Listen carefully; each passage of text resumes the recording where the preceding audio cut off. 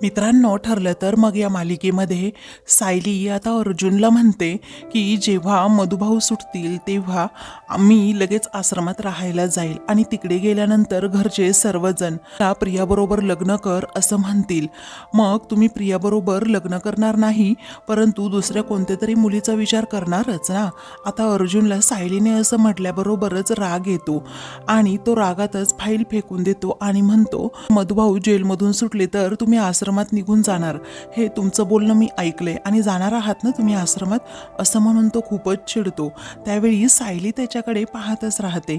मित्रांनो, आजच्या भागात काय घडणार हे आपण पाहूयात. सायली अर्जुनसाठी कॉफी घेऊन आलेली असते आणि ती त्याला म्हणत असते की अर्जुन सर, मला तुमचे स्पेशली आभार मानायचे आहेत, कारण तुम्ही माझ्यासाठी आणि माझ्या घरासाठी जे काही केलं दुसरं कोणीच केलं नसतं. तुम्ही मला देवळात जे वचन दिलं होतं ना, तुमचं घर जसं आहे तसंच्या तसं तुम्हाला परत मिळवून देईन, ते वचन तुम्ही बरोबर पाळलंच सर. तेव्हा अर्जुन म्हणतो, मिसेस सायली प्लीज तुम्ही एवढ्या फॉर्मल होऊ नका. तेव्हा आता सायली लाचते. मग आता अर्जुन म्हणतो, मी तुम्हाला वचन दिलं होतं कारण माझा न्यायव्यवस्थेवर पूर्णपणे विश्वास होता. बघा ना, तोच खरा ठरला. चैतन्य म्हणतो की हा विश्वास खरा ठरेपर्यंत त्याने अख्खी न्यायव्यवस्था हलवून काढली असती, फक्त आणि फक्त सायली वहिनीसाठी, असं आता तो म्हणतो. तेव्हा सायली खूप गोड लाजते. तर अर्जुन चैतन्याला आता खुणावून सांगतो, जरा गप्प बस. पुढे आता चैतन्य म्हणतो, नाही, त्याने दुसऱ्या क्लायंटसाठी हे केलंच असतं, फक्त आता सायली वहिनी जरा त्याच्यासाठी स्पेशल आहे. तेव्हा अर्जुन आता पुन्हा चैतन्याकडे पाहू लागतो. तर सायली गोड लाजत असते. मग चैतन्य म्हणतो, मी म्हणालोय एक क्लायंट म्हणून सायली वहिनी अर्जुनसाठी खूप स्पेशल आहे. तेव्हा सायली लाजतच आता तेथून जाते आणि अर्जुनचा विचार करत राहते. मग नंतर आता अर्जुन म्हणतो, चैतन्य तुझं काय चाललंय हे, त्यांच्यासमोर असं स्पेशल क्लायंट वगैरे असं का बोलतोस. तेव्हा चैतन्य आता म्हणतो, सायली वहिनी तर तुझ्यासाठी स्पेशलच आहे, क्लायंट म्हणून रे. तेव्हा पुढे आता अर्जुन म्हणतो, आपण केसवर आता काम करायला सुरुवात करू, आपण इकडे लक्ष देऊ कामावर, चालेल ना. तेव्हा चैतन्य हो असं म्हणतो. अर्जुन लॅपटॉप उघडतो. तो आता सायलीचाच विचार करत असतो आणि स्वतःच्याच विश्वात स्पेशल असं म्हणतो. त्यावेळी आता चैतन्य म्हणतो, कामाकडे लक्ष देऊयात ना. तेव्हा अर्जुन म्हणतो, हो करूयात ना. तेव्हा ते दोघेही आता कामावर फोकस करतात. दुसरीकडे आता प्रिया ही खूपच चवताळते आणि रागातच महिपतला म्हणते, तुम्ही दोन्ही ठिकाणी माती खाल्ली आहे, म्हणजे एकही काम धड केलं नाही. तो अर्जुन तुमचा व्हिडिओ काढतोय, एवढी साधी गोष्ट तुम्हाला समजली नाही का. हा महिपत आता रागातच उठतो आणि म्हणतो, त्याच रात्री तो अर्जुन सुभेदार भेटला पाहिजे होता, तेथेच त्याला असा ठेचून काढला असताना, असं म्हणून तो ताडकन उठतो आणि आता जर इथून पुढे माझ्या समोर आला ना, अख्खाच्या अख्खा त्याला सोलून काढेन, असं म्हणून हातात असणारा दारूचा ग्लास तो फेकून देतो आणि फोडतो. तर आता महिपतचा एवढा अर्जुनवरचा राग पाहून इकडे प्रिया, नागराज आणि साक्षी हे तिघेही खूपच घाबरतात. तेव्हा नागराज आता ताडकन उठतो आणि म्हणतो, अशी तोडफोड करून काही होणार आहे का महिपत, जरा शांत राहा तू. तेव्हा महिपत रागातच म्हणतो, आता मी शांत राहणार नाही, अख्ख्या जगालाच आग लावून टाकणार आहे. तेव्हा साक्षी म्हणते, अण्णा जरा शांत राहा, यातून काही ना काही चांगला मार्ग निघेलच. तेव्हा महिपत आता रागातच म्हणतो, याचा विचार तेव्हा मी करायला हवा होता जेव्हा त्या खिडकीतून फोनची रिंग ऐकायला आली. मला जरा वाटलं होतं तेथे अर्जुन किंवा त्याचा कुणीतरी माणूस असणारच, परंतु माझ्यावर कुणी विश्वास ठेवला नाही, मला भास झाला असेल असं मला वाटलं. आता भोगा आपल्या कर्माची फळं, असं म्हणून महिपत डोक्याला हात मारून घेतो, कारण त्याचा पूर्णपणे प्लॅन आता फेल झालेला असतो. त्यातच प्रियाला आता लगेच अस्मिताचा फोन येतो. तेव्हा ती त्याबद्दल सर्वांना सांगते आणि अर्जुनच्या घरी नक्की काय ड्रामा सुरू आहे हे आपल्याला लगेच समजेल असं म्हणते. तेव्हा आता रागातच महिपत प्रियाकडे पाहतो, परंतु प्रिया ही जेव्हा कॉल रिसीव्ह करते, अस्मिता आता रागातच म्हणते, तो महिपत शिकरे काय डोक्यावर पडलाय का. जेव्हा डॅड विरोधात त्याने एवढं मोठं कारस्थान केलं होतं तेव्हाच त्याचा मेंदू गुडघ्यात आहे हे समजलं होतं, पण ती चांगली बरी आश्रमाची जागा त्याच्यात हातात होती ना, मग त्याने जाऊ तरी कशी दिली, असं रागातच जेव्हा ती म्हणते तेव्हा इकडे महिपतच्या रागाचा पारा अजूनच चढतो. त्यानंतर अस्मिता एका पाठोपाठ एक आरोप आता महिपतवर करू लागते आणि तो पार्टीचा व्हिडिओ रेकॉर्ड करत असताना त्याचं लक्ष नेमकं कुठे होतं असं ती विचारते. रागातच अस्मिता आता म्हणते, इतका बिंडोक आहे का ग? गल्लीतली शेमडी पोरं त्याच्यापेक्षा हुशार असतात. तेव्हा महिपतला आता रागच येतो आणि तो प्रियाकडे धावून जातो. मग आता प्रिया ही लगेच बाजू सावरते आणि म्हणते, अस्मिता जाऊ दे ना, अगं जाऊ दे ना प्लीज, असं म्हणून ती महिपतला सुद्धा आता हाताचा इशारा करून अडवते आणि म्हणते, थांबा जरा. मग तू कशाला कॉल केला होतास असं प्रिया विचारते. तेव्हा आता अस्मिता म्हणते, कारण ती साक्षी तुझी पूर्वीची मैत्रीण होती ना, आणि आश्रमाचा तो प्लांट होता ती डेव्हलप करणार होती, त्याचं काय झालं? आता तिच्या बापाने लाचखोर प्रकरणात स्वतःला अडकवून घेतलं आणि ती जमीन पूर्णपणे गेली. चांगल्या प्लॅनवर आता पाणी फिरलंय आणि त्यामुळे सायली आनंदात आहे. अगं तिला हसताना पाहिलं ना, माझ्या डोक्यात पूर्णपणे तिडीक जाते. त्या मूर्ख महिपतचा इतका मला संताप येतो, तुला काय सांगू. तेव्हा आता महिपतला अजूनच राग येतो, कारण अस्मिता आता त्याची बार बिनपाण्याने करते. मग रागातच तो जोरात ओरडतो. प्रिया आता खूपच घाबरते आणि फोन कट करते. त्याच वेळी आता पण अस्मिताच्या कानावर तो थोडा जरा आवाज पडतो. तेव्हा ती विचारते, अगं तन्वी, नक्की कुणाचा आवाज होता हा? परंतु प्रियाने इकडे फोन कट केलेला असतो. तेव्हा ती आता हॅलो हॅलो करत बसते. दुसरीकडे आता प्रिया म्हणते की तुम्हाला मोठ्याने ओरडायची काही गरज होती का? आता त्या अस्मिताला समजलं आपण एकत्र आहोत तर मग काय करायचं? वेळी रागातच आता महिपत म्हणतो, काय करायचं असेल ना ते तिला करू देत, मी उडवून टाकेन, कारण महिपतबद्दल असं बोलायची कुणाची टापसुद्धा झाली नाही. तेव्हा आता सर्वजण महिपतकडे पाहतच राहतात, कारण तो प्रचंड चवताळलेला असतो. पुढे आता प्रिया महिपतला न घाबरता म्हणते, ती जे बोलली ना त्यातलं एकन अक्षर बरोबर होतं, समजलं? कारण मला तर असं वाटतं मी चुकीच्याच टीममध्ये आलीये. तुम्ही त्या जजला लाच दिली तर दिली, परंतु आश्रमाची जागा सुद्धा तुमच्या हातातून गेली. अहो, असं दोन्हीकडूनही थोबाडीत कोण खातं हो? असं म्हणून ती महिपतला आता रागातच विचारते. तेव्हा साक्षी आता चवताळूनच म्हणते की उगीच काही पण बडबडू नको, एकदम तोंड बंद ठेव तुझं. प्रिया सुद्धा तेवढ्याच रागात तिच्याकडे बोट करून म्हणते, जे काही सल्ले द्यायचे असेल ना ते तुझ्या अण्णांना दे, समजलं?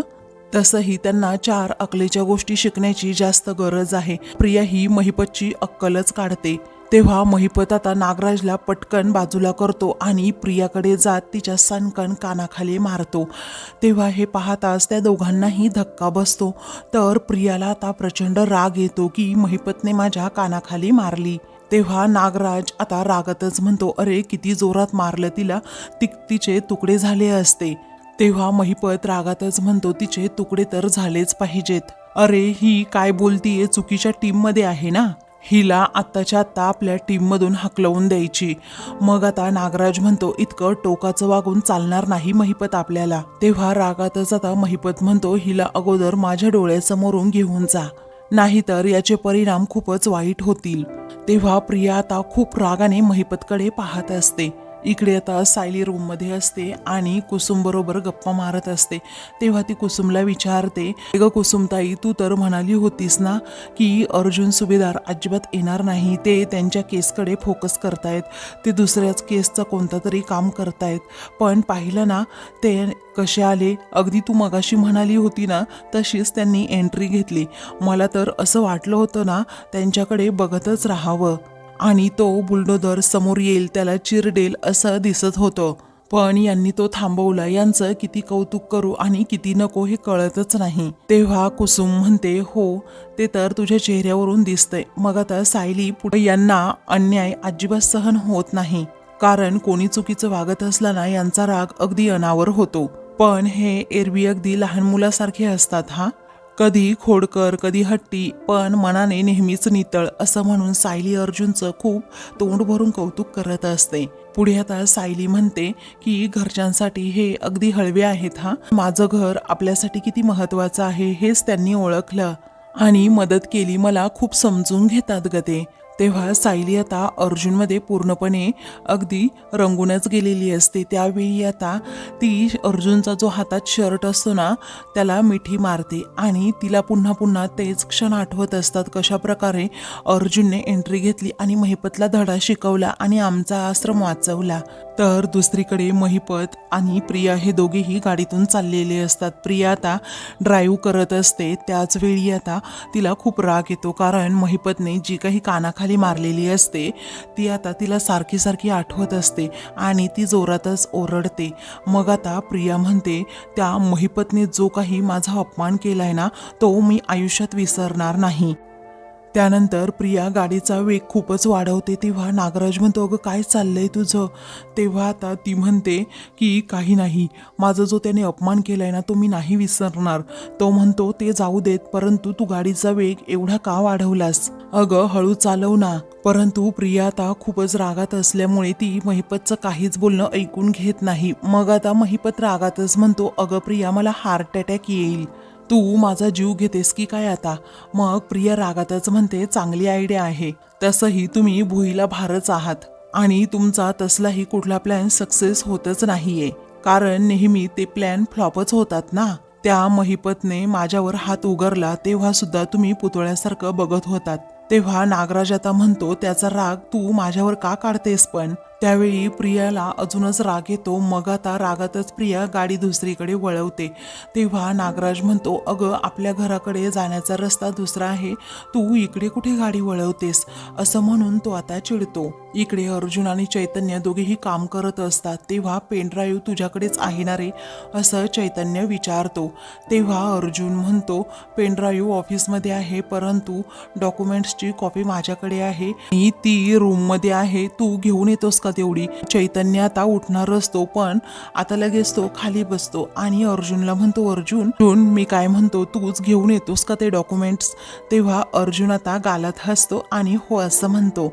तेव्हा आता अर्जुन जायला निघतो. तेव्हा लगेच कसं समजलं रे, असं म्हणून चैतन्य त्याच्यावर हसतो. दुसरीकडे प्रिया आता खूपच फास्ट ड्राईव्ह करत असते आणि नागराजला म्हणते, इकडे पोलीस स्टेशन आहे ना, पण आता रोजचा हा ड्रामा होतोय ना तो बस झालं. मी आता पोलिसांकडे जाऊन सांगणार आहे, विलासचा खून हा साक्षीने केलाय आणि मी माझ्या डोळ्यांनी स्पष्टपणे पाहिलंय. तेव्हा आता नागराजला खूपच धक्का बसतो. त्यामुळे तो आता म्हणतो की गाडी थांबव अगोदर, असं म्हणून गाडीच्या स्टेअरिंगला आता हात लावतो आणि म्हणतो, थांबव अगोदर गाडी. तेव्हा कशीबशी आता तो गाडी थांबवतो. मग आता प्रिया म्हणते, त्या साक्षीला जर फाशी व्हायला नको असेल ना तर तुमच्या मित्राला गुपचूप सांगायचं, माझ्याशी दादागिरी अजिबात करायची नाही. तो महिपत आहे तरी कोण?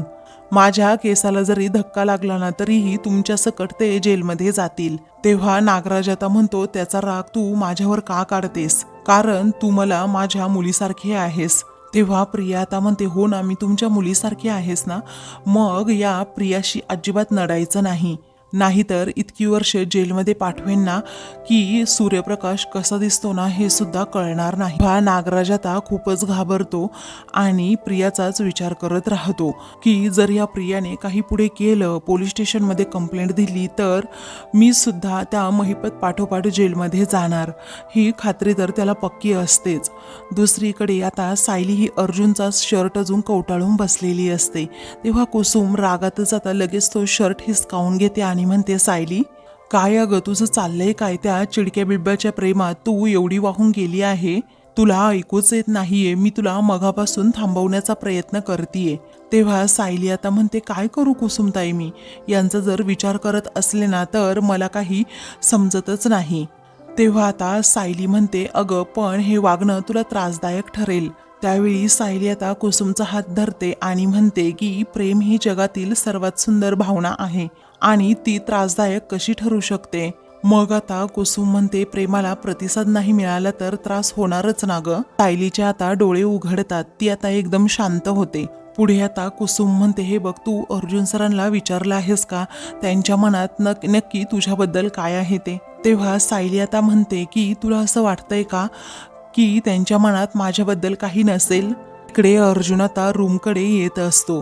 तर दुसरीकडे कुसुम आता सायलीला म्हणते, थांब जरा सायली, तू इथे बस. ती आता सायलीला समजावू लागते, मला काय वाटतं ना, याने काहीच फरक पडत नाही, आता प्रश्न हा आहे, अर्जुन सरांना नक्की काय वाटतं आणि त्यांच्यात एवढी वाहवत जाण्यापेक्षा तू त्यांना एकदा विचारून घे, एवढंच मला म्हणायचं. तू उगीच कशाची वाट बघतीये.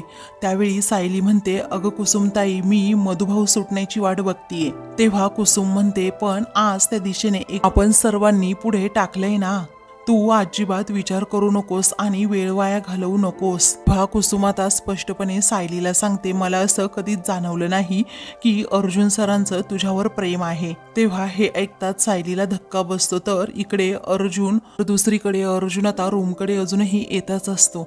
आता सायली खूप डिस्टर्ब होते, त्यामुळे कुसुम म्हणते, तू एकदा अर्जुन सरांना त्याबद्दल विचारून घे, खरंच तुझ्यावर प्रेम आहे की नाही. त्यानंतर कुसुम आता तिला रियालिटी सांगते, हे बघ, हवेत तीर मारणं आता सोडून दे. अर्जुन सरांचं जर तुझ्यावर प्रेम नसेल ना, तर मग तुला या नात्यातून बाहेर पडायला खूप वेळ लागेल. तेव्हा सायली आता म्हणते, पण मला या नात्यातून बाहेर पडायचंच नाहीये कुसुमताई. अगं, हे लग्न माझ्यासाठी खरं आहे आणि अगदी आयुष्यभरासाठी आहे. तेव्हा कुसुम म्हणते, हो ना, तुझ्यासाठी खरं आहे ना हे लग्न, मग बोल ना त्यांच्याबरोबर तू. तेव्हा सायली म्हणते की तुझं म्हणणं बरोबर आहे, मी आता जास्त वाट नको बघायला, कारण मी त्यांच्याबरोबर आता बोलणार आहे. कुसुम म्हणते, ठीक आहे, येत्या 1-2 दिवसामध्ये संधी शोध आणि त्यांच्याबरोबर काय ते बोलून घे. तेव्हा सायली आता हसते आणि म्हणते, ठरलं तर मग मी अर्जुन सरांना माझ्या मनातील सगळं काही सांगून टाकणार आणि माझी पूर्णपणे खात्री आहे की त्यांचाही होकारच असेल. त्यानंतर कुसुम आता अजून एक शक्यता वर्तवते, तसं झालं नाही तर मग. तेव्हा सायली आता एकदम शांत होते. मग पुढे आता कुसुम पुन्हा विचारते की म्हणजे त्यांच्या मनात तसं नसेल तर तू काय करणार आहेस सायली. तेव्हा सायली आता म्हणते की मधुभाऊ बाहेर आल्यानंतर मी आश्रमात पुन्हा निघून जाणार. तेव्हा अर्जुन नेमकं हे बोलणं ऐकतो आणि त्याला प्रचंड धक्का बसतो. जे डोळे पाणवतात आणि मग तो म्हणतो, म्हणजे मिसेस सायली ह्या मला सोडून जाणार कायमच्या मधुभाऊ सुटल्यानंतर. हाच विचार करून त्याच्या डोळ्यात आता पाणी येतं. तेव्हा अर्जुन आता फाईल न घेता तसाच माघारी फिरतो आणि सायलीच्याच विचारात असतो की सायली जर मला सोडून गेली तर काय होणार. इकडे सायली आता कुसुमला सांगते, पण मला वाटत नाही ग तशी वेळ येईल म्हणून. अगं, जर त्यांना माझ्याबद्दल एवढं वाटत नसतं ना, तर त्यांनी माझ्यासाठी एवढं काही केलंच नसतं. इकडे अर्जुन आता तिकडे रूमकडे पाहतच राहतो, कारण सायली जे काही बोलली आहे ते सर्व शब्द त्याच्या कानावर आता अक्षरशः घुमत असतात. तो आता सायलीचाच विचार करत राहतो. आता सायली म्हणते, पण मला वाटत नाही अर्जुन सर माझ्या बाबतीत असं काही करतील, त्यांनाही माझ्याबद्दल त्यांच्या मनात फिलिंग्स आहेत. त्यावेळी आता कुसुम म्हणते, एवढं तर एखादा भला माणूस सुद्धा करू शकतो. तेव्हा आता सायली म्हणते, तू मनात पक्कच ठरवलं आहे ना की अर्जुन सरांचं माझ्यावर प्रेम नाहीये म्हणून. तेव्हा कुसुम म्हणते, अगं, मी ठरवलेलं नाहीये, माझी फक्त शंका आहे आणि या शंकेचं निरसन करायला फक्त एकच मार्ग आहे. तेव्हा सायली म्हणते, मी त्यांच्याशी स्पष्ट बोलेन, मग तर झालं. अगं कुसुमताई, मी त्यांना माझ्या मनातलं सगळं काही सांगून टाकणार आहे. तर दुसरीकडे अर्जुन आता सारखा रूमकडे पाहत असतो, कारण सायली आता आयुष्यातून जाणार की काय हा विचार तो सतत करत असतो. कारण मधुभाऊ सुटल्यानंतर सायली इथून जाणार, मग ती गेल्यानंतर माझं कसं होणार हाच तो विचार करतो. दुसरीकडे सायली आता म्हणते, अगं, इथलं घर, इथली माणसं मला माझे व्हायला हवेत, ते पण अगदी कायमचे. तेव्हा कुसुम आता सायलीबद्दल विचार करत असते, जर अर्जुन नाही म्हणाला तर हिच्यावर केवढं मोठं संकट कोसळेल, हिला अजून याची खात्री नाहीये, हाच विचार ती सतत करत असते. तर दुसरीकडे अर्जुन सारखा रूमकडे पाहत असतो आणि तो सायलीचाच विचार करत असतो. आणि मग नंतर तो स्टडी रूममध्ये जातो. तेव्हा तेथे चैतन्य आता फाईल वाचत बसलेलं असतो. मग अर्जुन त्याच्याजवळ बसतो. तेव्हा चैतन्य म्हणतो की फाईल दे, बघू, मी एकदा वाचून पाहतो. तेव्हा अर्जुनला आता असं नाराज पाहून चैतन्य विचारतो, अरे काय झालं अर्जुन, तू एवढा डिस्टर्ब का आहेस. आता अर्जुनच्या डोळ्यात पाणी असतं. मग आता तो म्हणतो, मिसेस सायलींना आता मी बोलताना ऐकलं, जर मधुभाऊ सुटून गेले ना तर मग त्या कायमचा आश्रम सोडून जाणार आहेत. आता असं म्हटल्याबरोबरच इकडे चैतन्याला देखील धक्का बसतो आणि अर्जुनच्या मनाची नक्की काय अवस्था आहे हेही त्याला समजतं. आता मात्र रडत असतो. तेव्हा ते चैतन्याला पाहवत नाही. तर आता मित्रांनो, पुढील भागामध्ये अर्जुन आणि सायली रूममध्ये असतात. तेव्हा सायली आता अर्जुनला म्हणते, आपलं लग्न संपल्यानंतर घरच्यांना खूप वाईट वाटेल ना, आणि मग ते पुन्हा लग्न करण्यासाठी तुमच्या पाठीमागे तगदा लावतील. मग तुम्ही प्रियाबरोबर लग्न करणार नाही, बरोबर ना? तुम्ही प्रियाशी दुसऱ्यांदा लग्न टाळू शकाल का? आणि टाळू शकलात तरी दुसऱ्या कोणत्या तरी मुलीबरोबर तुम्हाला लग्न करावंच लागेल ना? आता असं म्हटल्याबरोबरच अर्जुन सायलीकडे पाहतच राहतो. तेव्हा अर्जुन आता जोरात फाईला पडतो आणि म्हणतो, मधुभाऊ जेलमधून सुटून आले तर तुम्ही निघून जाणार आहात ना माझ्या आयुष्यातून, तर मग मी इथे काय करतो याच्याशी तुमचा काय संबंध आहे, असं म्हणून तो सायलीवर आता चिडतो. तेव्हा सायली आता त्याच्याकडे पाहतच राहते. अशाच मालिकेंची पुढील भाग पाहण्यासाठी चॅनलला सबस्क्राईब करा.